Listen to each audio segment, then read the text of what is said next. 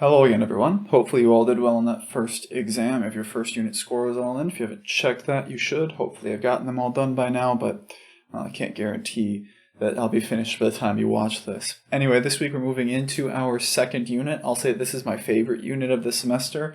For one, because I get to do silly stuff like throw dice at the screen and show you guys little card tricks that can be done. If we have time near the end, I may actually do one in class, but along with that, a lot of the things in this unit are based on combinatorics, which is a very fancy math way of saying counting things, where unlike some of the other stuff we look at that's kind of obscured and made more complex for the fact that you can't quite follow it along with just your fingers, as it were, even though counting things can become very complicated, there's always that underlying approachability to it that some other topics in math just don't have. So I like teaching this stuff a fair amount. Hopefully you all enjoy learning it.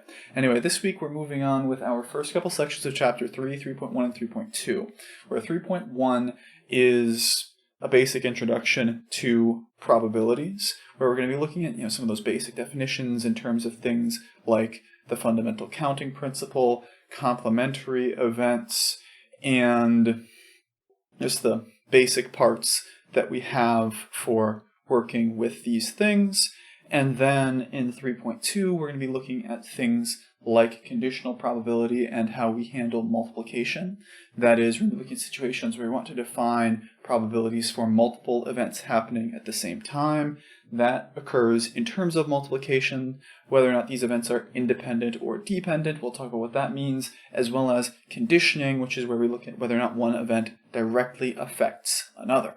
And then for this week, we also have a worksheet like normal, as well as some MyLab deadlines coming up in the following week, next Wednesday.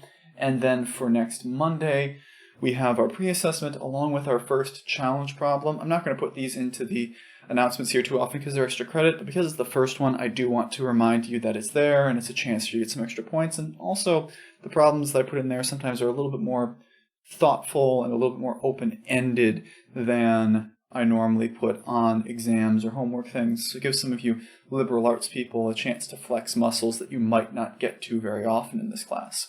Anyway, these are all the things we're going to be doing, so let's get on in there to the stuff that I really like teaching.